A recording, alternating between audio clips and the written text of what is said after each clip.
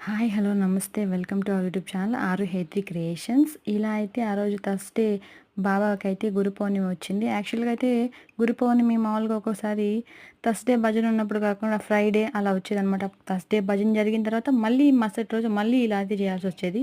ఈసారి ఏంటంటే థర్స్డేనే వచ్చేసేది అనమాట. అందువల్ల మాకు రెండు పనులు ఈజీగా అయిపోయాయి.